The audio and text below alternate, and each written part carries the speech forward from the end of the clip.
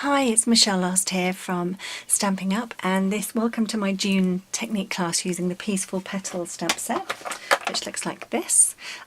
You will have received all the card packs that you need to make this card.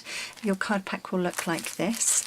You have an envelope, and the card on the inside and the card on the outside should be the correct card, but I do want you to check because I think actually one of the pieces of card is bigger than it should be, so I'll explain that as we go through. So let's start. I'm going to pull these elements out. Okay, and what I'm going to do is just check that would fit on there like that, and that would fit on there like that. But actually this is too big because we're going to make this a scallop border. I'm going to show you what I mean. Okay, so let's just try it and see how we get along. So if you have a scallop border punch, I'm going to use the punch to create a nice scallop border. I do the first middle cut, and then what I do is I line it up by eye. I'll do one either side. And that means I should have a nice even scallop top and bottom. That's how I do it. That will then fit on there, and that's my inside piece. So that fits in there, that gets stuck down. All's good, and that's the middle of your card complete. Then the front piece, you've got we need to scallop the blue, which means I think we might need to trim down the cream. So again, I'm going to do the first cut in the middle, move it along. You can use the other side, and the idea is you line it up on the other side. I just prefer doing it this way. I don't know why I do.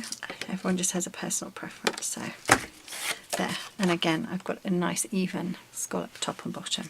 So what's going to happen is this piece of card is going to fit on here like that, so no, that fits fine.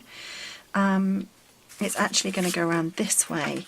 Now I don't know if you can see, but I've used Versamark and white embossing powder and heat set this flower image, and I've done it on 2 of the 3 sides, turning it as I go to make it in different pointing and facing different ways.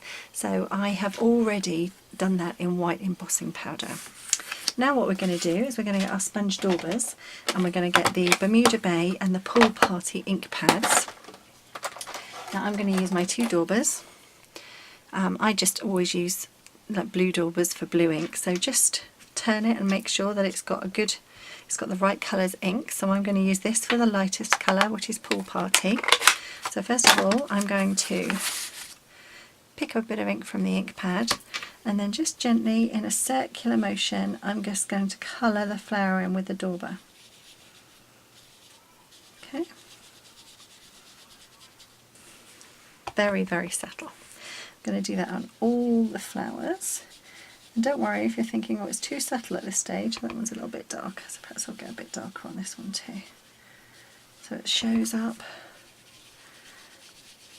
Now just be careful of how hard you press, because if you've just picked up ink from your ink pad and then you press down hard, you're going to end up with a dark, intense circle on your flower, which isn't going to look great. So if you need to practice, just practice on your grid paper for the how much pressure. You can always add more ink. You just will find it incredibly hard to get ink off. So first of all, that's the Pool Party.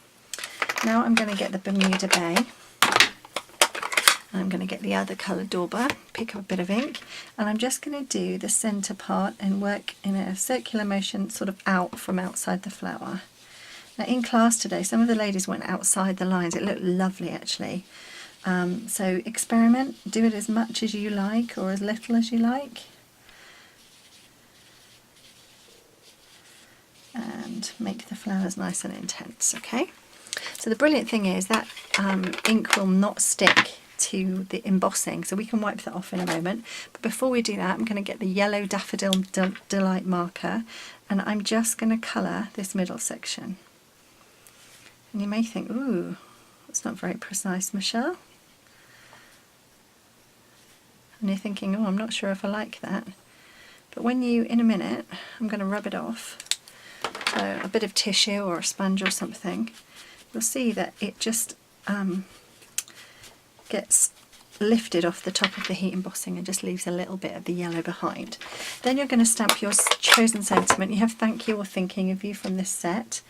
So I'm going to use the thank you.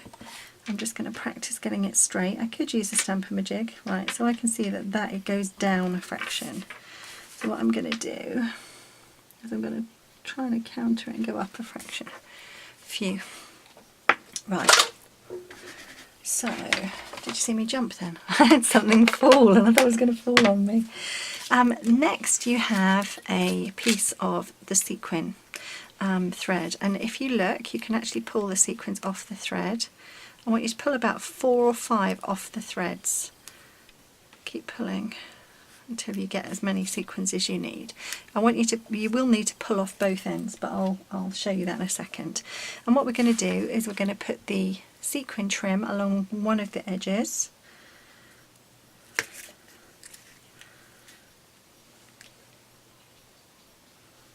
I'm using a very thin double-sided tape here. Just going to trim that off, and then that's just going to hold my sequins in place. Okay, so if you can, I'm going to get my sequins butted up to the bottom of the card, like so, like that, and then I'm going to wrap it underneath and turn it over the back. So I just need a bit of, what I need is a bit of double-sided tape. So, excuse me one moment while I just put a little bit on the back here. Notice I'm not using the fast fuse. Right, I'm just going to play up. I think it needs a little bit of TLC. Okay, so that's the bottom bit there. Now what I need to do is actually take these sequins off. Now there's no need for me to have all of these sequins, so I'm just going to trim off what I don't need and just get that little bit of thread sticking up so that I can fold that back like that. So there's my sequins in place, which now means I can actually stick that to the back, sorry, to the front of my piece of Bermuda Bay cardstock, like so. And I'm going to get a nice even gap all the way around top, side and bottom. On the 3 edges, so here, here and here, like that. Okay.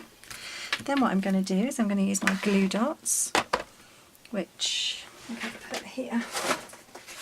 Yeah.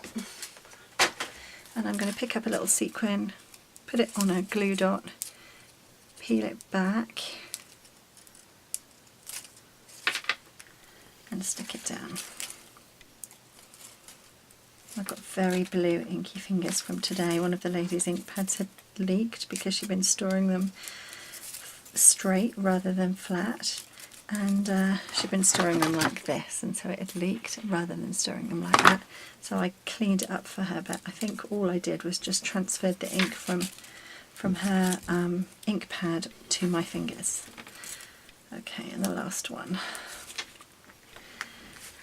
Add as many as you wish. I'm feeling it needs another one, but oh well, I'm not going to worry at the moment. And then I'm simply going to stick that in place like that. I'm going to do that because I can, and then that means my card will be finished, so almost anyway.